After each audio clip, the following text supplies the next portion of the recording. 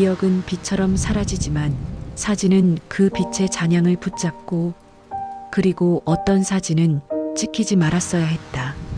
서울 외곽의 낡은 골목 끝, 비가 멈춘 뒤의 공기 속엔 오래된 먼지 냄새가 섞여 있었다. 좁은 길모퉁이를 돌면 흰색 페인트가 벗겨진 간판 하나가 시야에 들어왔다. 영화사진관. 세월이 물든 이름 아래로 누렇게 빛바랜 가족사진 몇 장이 유리창 안쪽에 걸려 있었다. 그 유리문을 여는 사람은 언제나 한 명뿐이었다. 박영자, 이른을 바라보는 나이의 여인. 그녀는 매일 같은 시각에 문을 열고 같은 순서로 하루를 시작했다. 낡은 걸레로 유리문을 닫고 먼지가 쌓인 액자를 하나씩 정리하고 벽시계를 바라본 뒤 커튼을 천천히 걷는다. 그 순간 어둠 속에 숨어있던 빗줄기가 사진관 안쪽까지 스며들며 먼지를 일으켰다. 그녀는 빛의 방향을 따라 손을 뻗었다. 마치 그것이 사람의 체온이라도 되는 듯이. 영자는 요즘 사람들을 이해하지 못했다. 모두가 화면 속으로 사라진 시대. 사진은 즉시 찍히고 즉시 사라졌다. 그녀에게 사진은 여전히 기억을 붙잡는 일이었다. 그래서였다. 아직도 필름을 맡기러 오는 사람들에게 그녀는 마음 깊이 고마움을 느꼈다. 그들이 남긴 흔적 덕분에 그녀는 자신이 아직 존재한다고 느낄 수 있었다.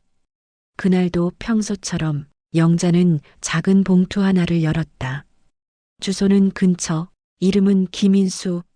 손끝이 미세하게 멈췄다. 어딘가 익숙한 이름이었다.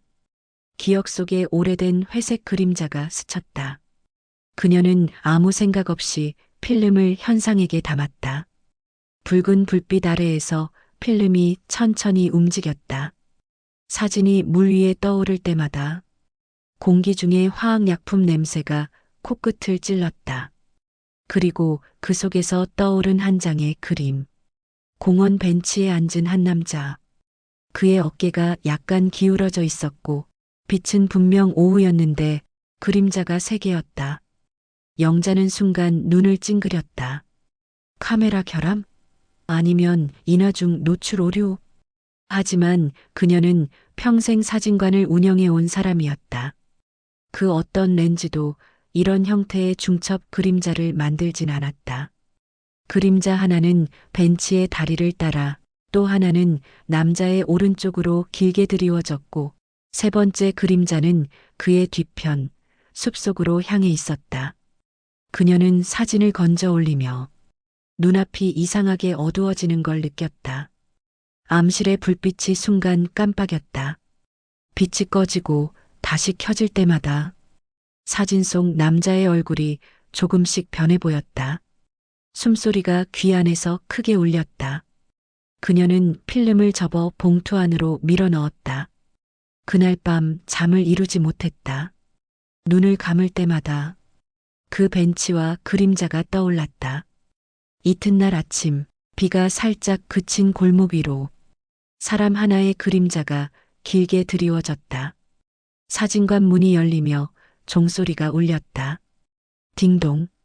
고개를 든 영자는 무심코 말없이 손님을 바라봤다. 검은 코트를 입은 중년 남자였다. 키는 크지 않았지만 어깨가 고닫고 눈빛엔 묘한 피로가 배어 있었다.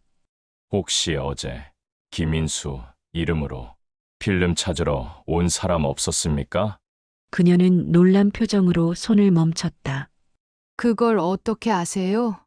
남자는 짧게 숨을 들이켰다. 그건 제 형 이름입니다. 그의 말투는 조용했지만 단단했다. 그 형은 15년 전에 죽었습니다. 말끝이 떨어지자 사진관 안의 공기가 미세하게 흔들렸다. 유리문 밖의 바람이 잠시 멈췄고 시간이 묘하게 느려졌다. 영자는 잠시 그를 바라봤다. 죽었다니요, 언제요? 2009년 봄이었습니다. 공원 근처에서 그는 짧게 고개를 숙이고 천천히 문을 나섰다. 그의 발자국이 멀어질수록 사진관 안의 정적은 더 깊어졌다. 밤이 되자 영자는 서랍을 열었다. 손끝에 닿은 낡은 필름통 하나. 그 위에도 김인수라는 이름이 적혀 있었다. 그녀는 천천히 뚜껑을 열었다. 필름은 조금 눅눅했지만 여전히 그 형태를 유지하고 있었다. 현상액이 담긴 수조 안으로 필름이 스르르 잠겼다. 빨간 조명 아래 사진이 하나둘 떠올랐다. 공원, 같은 벤치, 그리고 이번엔 한 여자의 뒷모습이 있었다. 짧은 머리, 회색 코트, 그리고 왼손에 반지. 그녀는 그걸 보는 순간 숨을 들이켰다. 그 반지는 자신이 끼고 있는 것이었다. 손끝이 떨렸다. 사진의 가장자리를 따라 희미한 문장이 보였다. 그날 당신은 나를 찍었죠? 그녀의 몸이 굳었다. 이건 뭐지? 그 순간 암실의 불빛이 깜빡이며 꺼졌다. 새벽 2시. 사진관은 잠들지 않았다. 밖은 고요했지만 유리문 너머에서 희미한 소리가 들렸다. 누군가 문 손잡이를 잡았다 놓는 소리. 철컥. 그녀는 의자에서 몸을 일으켰다. 불을 켜자 공기가 약간 흔들렸다. 밖에는 아무도 없었다. 하지만 문 손잡이는 미세하게 흔들리고 있었다. 그녀는 천천히 다가가 손을 댔고 차가웠다. 누군가 방금 전까지 잡고 있었던 것처럼. 그녀는 책상 서랍을 열고 오래된 앨범을 꺼냈다. 사진 속에는 젊은 시절의 자신, 그리고 남편 김인수가 있었다. 그는 언제나 카메라를 들고 있었다. 사진을 찍을 때의 눈빛이 진지하고 때로는 지나치게 조용했다. 그날 이후 그는 돌아오지 않았다. 공원 벤치 근처에서 사라졌고 그의 카메라만이 돌아왔다. 이제 15년이 지나 그 이름으로 필름이 돌아왔다. 그리고 그 속에는 자신이 있었다. 그녀는 조용히 속삭였다. 당신 아직 거기 있나요? 암실 안에 유리통 하나가 천천히 굴러 떨어졌다. 붉은 불빛 아래에서 그 그림자가 살짝 흔들렸다. 며칠째 비가 내렸다.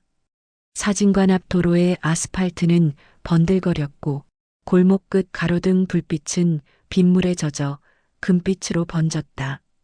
영자는 가게 문을 열지 못한 채 유리문 안쪽에서 밖을 바라보고 있었고 그녀의 머릿속은 그날 이후로 멈춰 있었다. 김인수라는 이름, 공원 벤치, 그리고 자신이 찍힌 사진. 그녀는 그 사진을 찢어버리려 했지만 손끝이 차마 움직이지 않았다. 오히려 사진을 들여다보면 볼수록 그 속의 자신이 점점 낯설어졌다.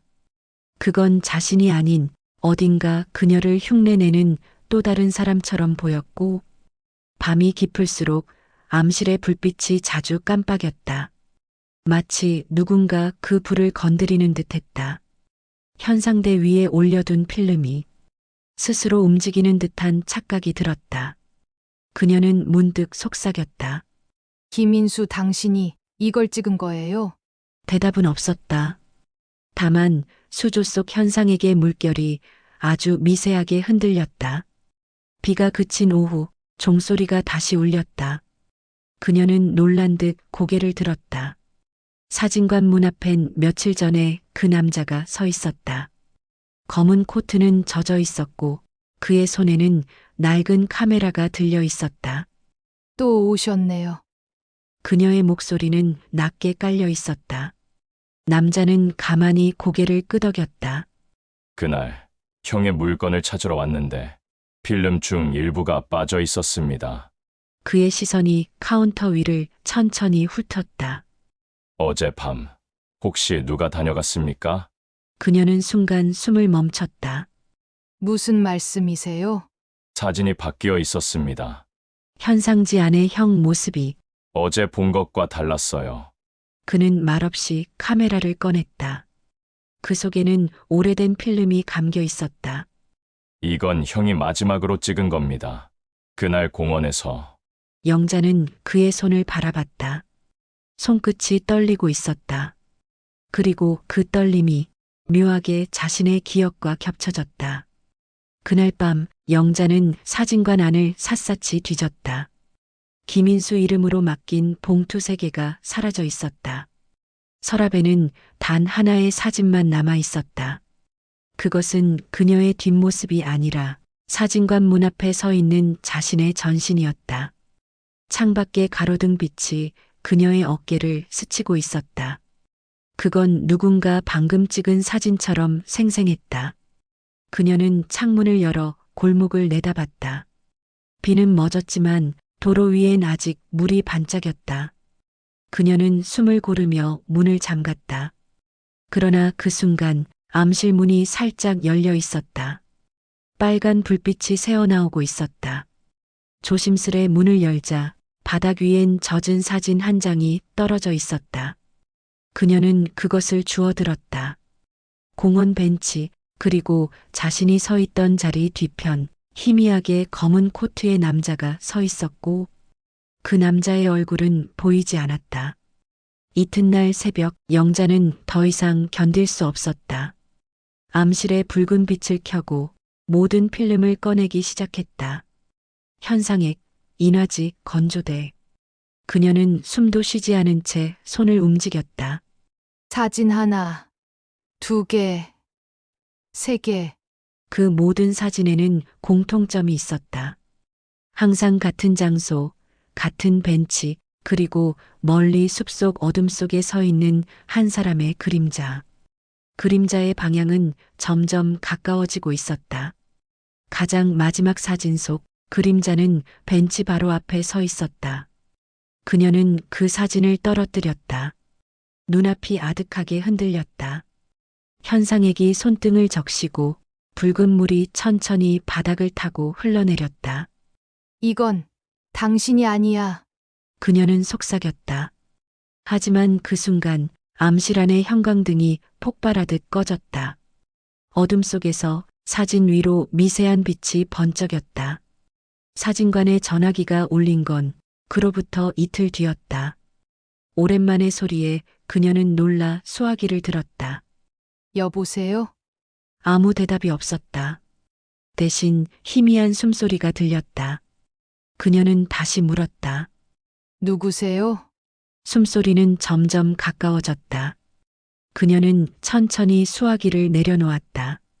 그 순간 전화기 너머로 한 문장이 들렸다. 낮고 갈라진 목소리. 사진. 다 봤죠? 그녀는 그대로 굳었다.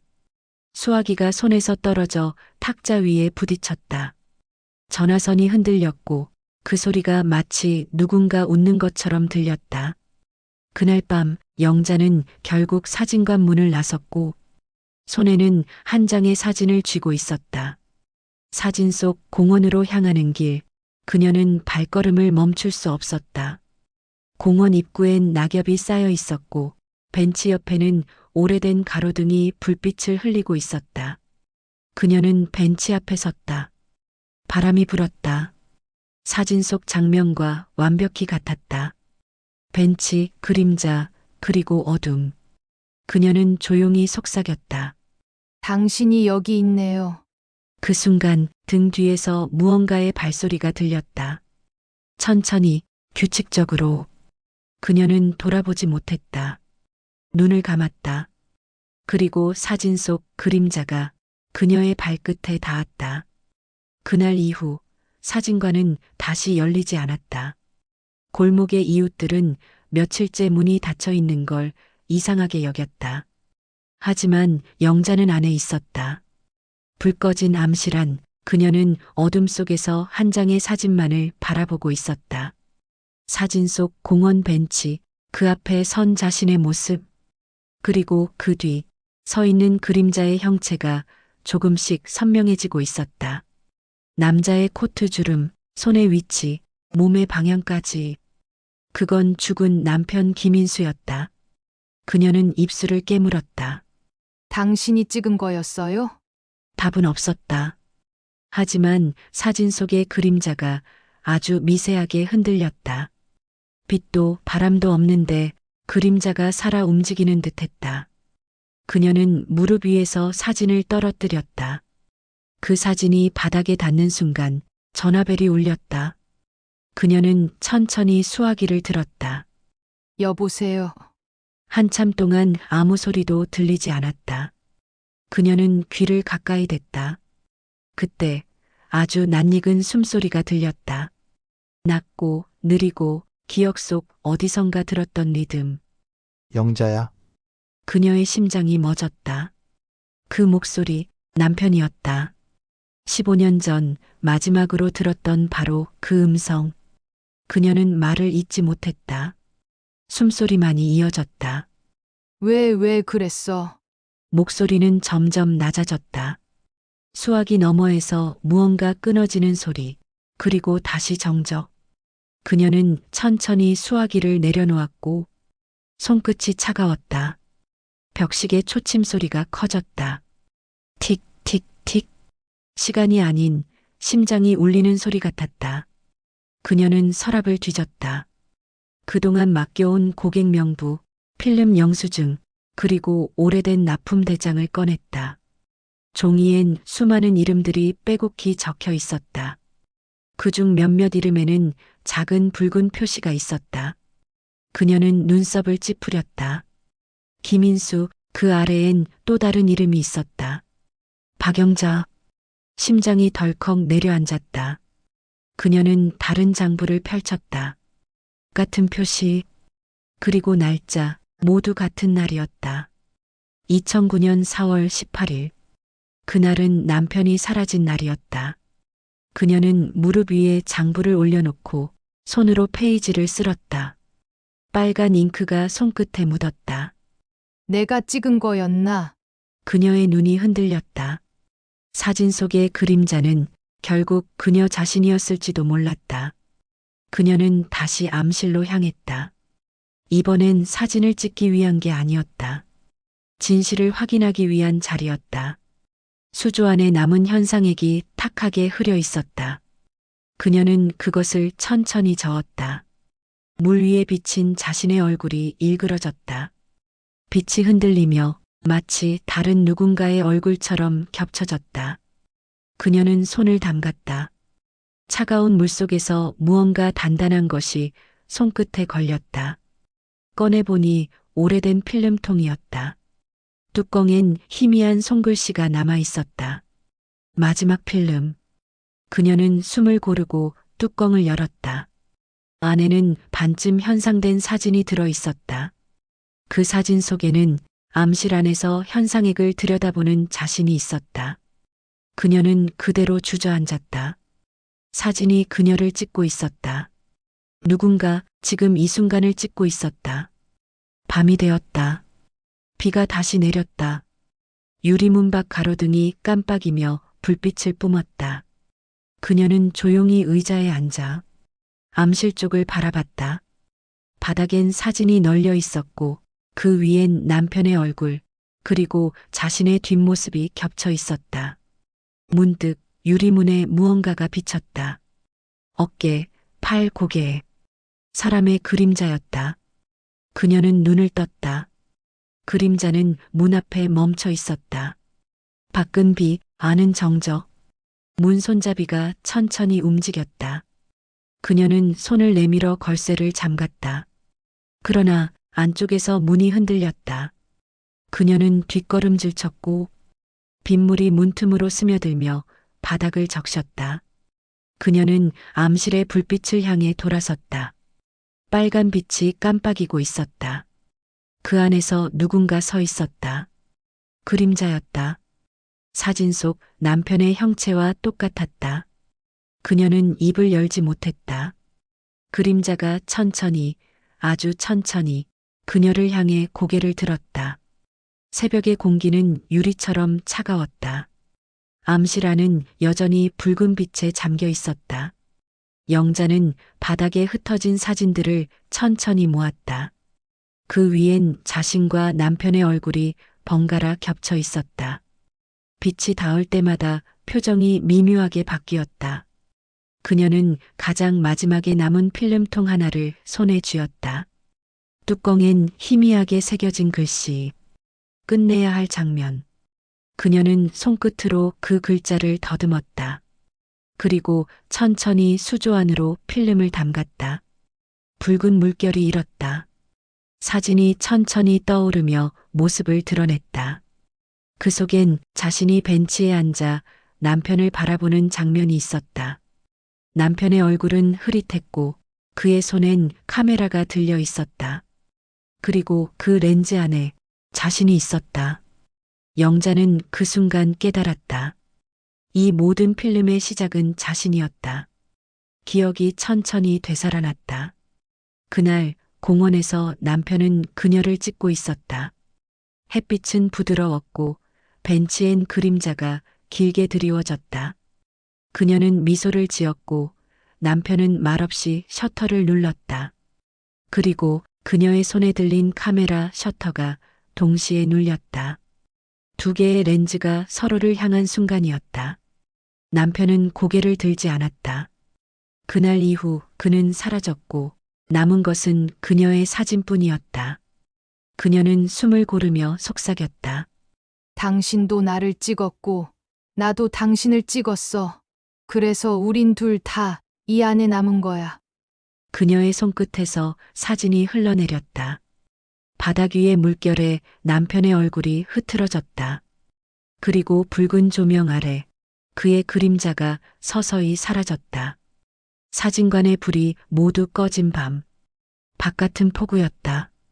천둥이 멀리서 울렸고 창문이 흔들렸다. 그녀는 조용히 카메라를 들었다. 남편의 낡은 카메라였다. 렌즈는 금이 가 있었고 셔터는 잘 눌리지 않았다. 그녀는 카메라를 정면으로 들이댔다.